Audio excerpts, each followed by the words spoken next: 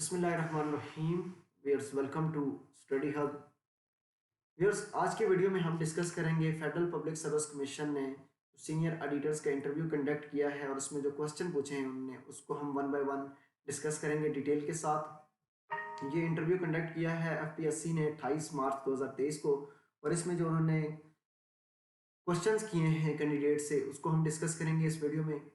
So before we start the video, please subscribe the channel and press the bell icon that you will get latest updates from our future videos as well. Viewers, without any further discussion, without any further delay, let's start our today's topic. So पहला question जो है interview panel की तरफ से जो पूछा गया है, what is cash basis and accrual basis of accounting? Viewers, cash basis और accrual basis of accounting system पूछा गया है। Cash basis lets businesses record income and expenses only when cash is actually received or paid. Cash basis जो accounting system है ये record करता है income और एक्सपेंसेस को ओनली व्हेन जब के कैश रिसीव्ड या कैश पेमेंट की गई हो। एज नेम हमें बताता है कि कैश बेसिस हमने वो ट्रांजैक्शंस को रिकॉर्ड करनी है जो कि ओनली कैश बेसिस हुई हैं, जहाँ पर हमने कैश को पे किया है या कैश को रिसीव किया है। On the other hand, accrual accounting involves tracking income and expenses as they are incurred when an invoice is sent or a bill received instead of when money actually changes hands. Viewers, accrual basis of accounting system में जब भी कोई transaction हो जाती है, चाहे वो credit पे हो या कैश पे हो, तो हम उसको रिकॉर्ड कर देते हैं बिजनेस में, इररिस्पेक्टिव ऑफ कि हमें कैश रिसीव हुई है या नहीं हुई। जब हमें एन इनवाइस सेंड और बिल इज रिसीव्ड, जबकि इनवाइस सेंड कर दी जाती है और बिल रिसीव कर दिया जाता है, तो instead of money is actually changes hand या मनी इज रिसीव्ड, तो हम उसको जो है रिकॉर्ड कर लेते हैं। इसमें जो है क्रेडिट ट्रांजैक्शंस भी रिकॉर्ड होती हैं एक्यूरल बेसिस अकाउंटिंग सिस्टम में और कैश बेसिस भी। लेकिन जब ट्रांजैक्शंस कंडक्ट हो जाती है आइदर इट इज क्रेडिट और कैश, तो हम उसको रिकॉर्ड कर लेते हैं। लेकिन जो कैश बेसिस अकाउंटिंग सिस्टम है उसमें ओनली कैश रिलेटेड ट्रांजैक्शंस को हम रिकॉर्ड करते हैं, और जब हमें कैश रिसीव करनी है या कैश को पेड किया होता है। नेक्स्ट क्वेश्चन जो था वो यही था, और इसी को थोड़ा सा डिफरेंशिएट करने की कोशिश करते हैं हम कि cash accounting records revenue money when received and expenses money is paid out.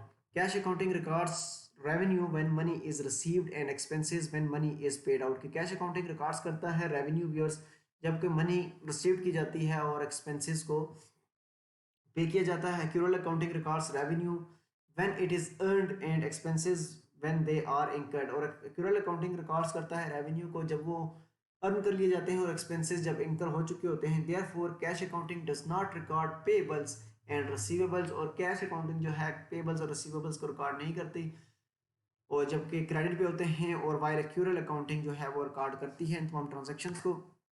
Next question जो पूछा गया था which is IFRS versus gap, international financial reporting standards क्या है और गैप क्या है, इसके बारे में पूछा गया था। तो international financial reporting standards are a set of accounting standards that govern how particular types of transactions and events should be reported in financial statements. They were developed and are maintained by the International Accounting Standards Board IASB. Viewers, International Financial Reporting जो standards हैं, set of accounting standards हैं जो कि govern करते हैं कि how particular types of transactions या events जो हो रहे होते हैं, पर्टिकुलर टाइप ऑफ ट्रांजैक्शन या इवेंट शुड बी रिपोर्टेड, उसको कैसे रिपोर्ट किया जाना है फाइनेंशियल स्टेटमेंट्स में, इनको हम देखते हैं through international financial reporting standards को, और इनको जो मेंटेन किया जाता है IASB इंटरनेशनल अकाउंटिंग स्टैंडर्ड्स की तरफ से। On the other hand GAAP जो है जनरली एक्सेप्टेड अकाउंटिंग प्रिंसिपल्स हैं, refers to a common set of accounting rules, standards and procedures issued by the Financial Accounting Standards Board FASB. Public companies must follow GAAP when their accountants compile their financial statements। और viewers, जो GAAP है generally accepted accounting principles हैं, common set of accounting rules हैं, standards हैं, procedures हैं जो कि issue किए जाते हैं फाइनेंशियल अकाउंटिंग स्टैंडर्ड बोर्ड की तरफ से। जो कंपनीज होती हैं, पब्लिक कंपनीज, उनको मस्ट फॉलो करना होता है गैप को, जनरली एक्सेप्टेड अकाउंटिंग प्रिंसिपल्स को, जब उनके अकाउंटेंट्स जो हैं कंपाइल करते हैं there financial statements. Next question जो पूछा गया था बजट से रिलेटेड, बजटिंग से रिलेटेड। सो बजट ईयर जो होता है इनकम और एक्सपेंडिचर्स के लिए हम एस्टिमेट करते हैं फॉर स्पेसिफाइड फाइनेंशियल ईयर के लिए। और बजटिंग जो है, budgeting is the process that involves the planning, allocating and dispersing of the monetary resources. Budgeting एक प्रोसेस है जिसमें हम प्लानिंग करते हैं, एलोकेट करते हैं, डिस्पर्स करते हैं अपनी मॉनेटरी रिसोर्सेज को। Budgeting is the process of creating a plan to spend your money. This spending plan is called a budget. Creating this spending plan allows you to determine in advance whether you will have enough money to do the things you need to do or would like to do. Yes, budgeting एक process है जिसमें हम involve करते हैं, planning करते हैं, allocate करते हैं, डिस्पर्समेंट करते हैं मॉनेटरी रिसोर्सेज को, कि कैसे हम जो है मनी को जनरेट करेंगे, हमारे इनकम के सोर्सेज क्या होंगे और एक्सपेंडिचर हमने कैसे करना है, कहाँ से हमने मनी को जो है कलेक्ट करना है और कहाँ पर जो है हमने स्पेंड करना है, ये हम जो है एस्टिमेट देते हैं बजट में इनकम्स एंड एक्सपेंडिचर्स का फॉर ए पर्टिकुलर फाइनेंशियल और फिजिकल ईयर के लिए।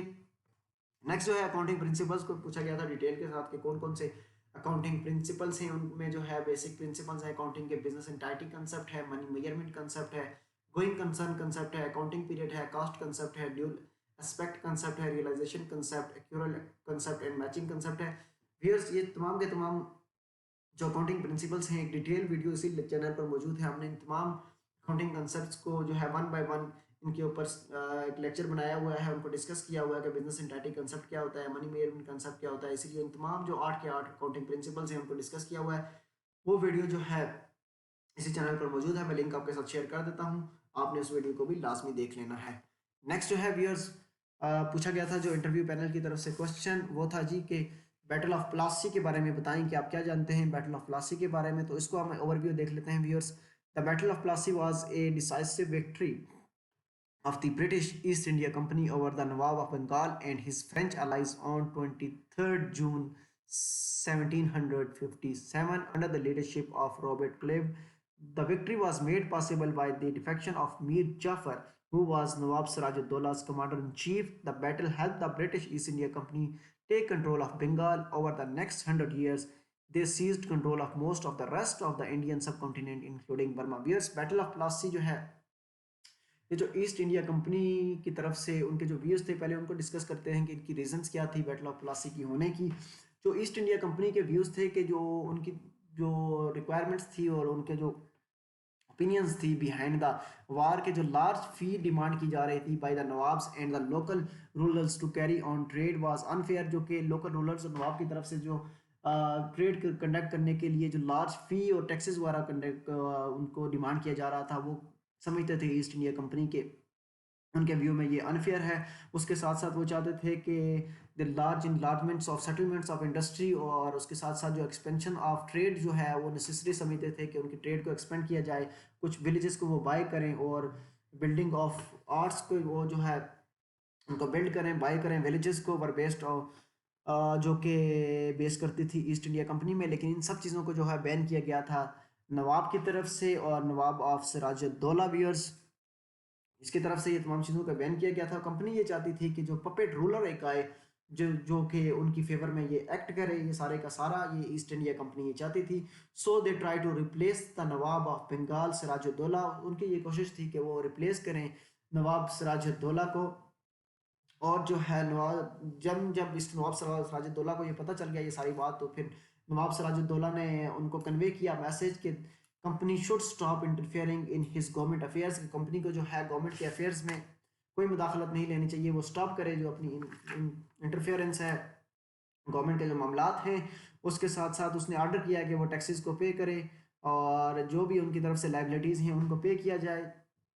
सेकेंडली जो है नवाब सिराजुद्दौला की तरफ से कट ऑफ कर दी गई ऑल सप्लाईज और कंपनी के शिप्स को, उनकी जो तमाम की तमाम सप्लाईज थी उनको कट ऑफ कर दिया गया नवाब सिराजुद्दौला की तरफ से। और क्योंकि जो है कंपनी वो एक्सेप्ट नहीं कर रही थी उनकी डिमांड्स को, नवाब सिराजुद्दौला की डिमांड्स को, देन फिर नवाब सिराजुद्दौला ने along with his 30,000 men took control of Qasim बाजार एंड कोलकाता फोर्ट। और उसके बाद जो है जब डिमांड्स को मानने से इनकार कर दिया ईस्ट इंडिया कंपनी ने, तो वियर्स जो है नवाब सिराजुद्दौला ने जो है अटैक कर दिया अपने 30,000 जो है मेंस के साथ और टुक कंट्रोल ऑफ कासिम बाजार, उसने जो चार्ज ले लिया कासिम बाजार और कोलकाता फोर्ट का वियर्स।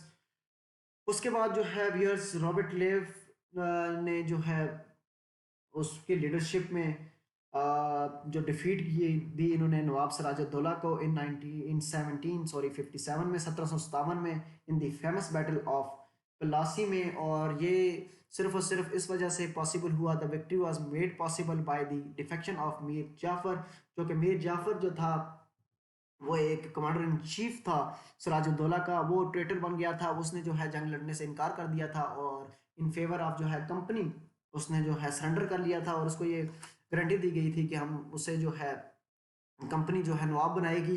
तो इस वजह से उसने जंग लड़ने से इनकार कर दिया और जो नवाब सिराजुद्दौला था उसका जो अपना ही जो कमांडर इन चीफ था मीर जाफर, उसकी जो है डिफेक्शन की वजह से जब वो ट्रेटर बन गया तो फिर वो है नवाब सिराजुद्दौला ये बैटल ऑफ प्लेसी हार गया। और ये पहली विक्ट्री थी वियर्स ईस्ट इंडिया कंपनी की इंडियन सॉइल में। और इसकी वजह ये बनी थी जो डिमांड्स थी ईस्ट इंडिया कंपनी ये चाहती थी कि वो उनकी डिमांड्स को पूरा किया जाए, उनकी ट्रेड को एक्सपेंड किया जाए और उनको जो है विलेजेस को बाय करने की इजाज़त दी जाए और दूसरी तरफ से टैक्सेस को कम किया जाए। लेकिन जो नवाब सिराजुद्दौला था वो तमाम चीज़ों को ये बैन करना चाहता था। मेन रीज़न ये थी इसकी बैटल ऑफ प्लासी की। तो इसमें जो है India east Indian company replace करना चाहती थी नवाब सिराजुद्दौला को विद द पपेट रूलर, और चाहती थी कि एक पपेट रूलर आए। और उसके बाद जो है सिराजुद्दौला ने उनके ऊपर अटैक किया और कंट्रोल कर लिया जो है कासिम बाजार एंड कोलकाता फोर्ट का। उसके बाद जो है arm forces under the leadership of Robert Clive जो थी आर्म फोर्सेज और फ्रेंच अलाइज की तरफ से जो है 23 जून 1757 को जो है अटैक किया गया। उसके साथ साथ जो है वियर्स जो मीर जाफर था जो कि कमांडर इन चीफ था सिराजुद्दौला का, उसने जो है सरेंडर किया और वो जो है डिफेक्शन की वजह से, उसके इनकार की वजह से, उसकी गद्दारी की वजह से जो है ये नवाब सिराजुद्दौला ये बैटल हार जाता है। और जो है रॉबर्ट क्लेव की लीडरशिप में 1757 में जो है डिफीट होती है नवाब सिराजुद्दौला को बैटल ऑफ प्लासी में। और फर्स्ट टाइम जो है वियर्स जो ईस्ट इंडिया कंपनी है वो इंडियन सॉइल में जो है कोई जंग जीतती है। तो ये सारा एक ओवरव्यू था बैटल ऑफ प्लासी का। नेक्स्ट जो है सीपैक के बारे में क्वेश्चन किया गया था कि what is the main purpose of CPEC to improve the lives of people of Pakistan and China by building an economic corridor, promoting bilateral connectivity, construction, explore potential bilateral investment, economic and trade, logistic and people to people contact for regional connectivity। CPEC का जो impact है, impact hold significant importance in building Pakistan economy. It will connect Gwadar port with the Chinese province of Xinjiang through Kashgar by two routes, eastern and western Pakistan। So ये CPEC के बारे में पूछा गया था कि इसका पर्पस क्या है, जो इम्प्रूव करेगा लिव्स पाकिस्तान की एज वेल एज चाइना की और बिल्डिंग इकोनॉमिक कॉरिडोर्स को प्रमोट करेगा, बायलैटरल कनेक्टिविटी दोनों तरफ से कनेक्टिविटी को प्रमोट करेगा, कंस्ट्रक्शन को एक्सप्लोर को, बायलैटरल इन्वेस्टमेंट होगी, उसके बाद साथ साथ इकोनॉमिक एंड ट्रेड और लॉजिस्टिक एंड पेपर्स जो है people to people contact for regional connectivity. Next years question पूछा गया था रशिया एंड यूक्रेन की वॉर से रिलेटेड। तो what is the issue between Russia and Ukraine? There are no diplomatic or bilateral relations between Ukraine and Russia। Ukraine और Russia में जो है bilateral diplomatic relationships नहीं है। The two countries have been in de facto state of war since 24 February 2022, although Russia has invaded the Crimea and Donbas regions of Ukraine in February 2014. Relations between the two countries became hostile after the 2014 Ukrainian Revolution, which was followed by Russia's annexion of Crimea from Ukraine and war in Donbas, in which Russia backed the separatist fighters of Donetsk People's Republic and Luhansk People's Republic bears।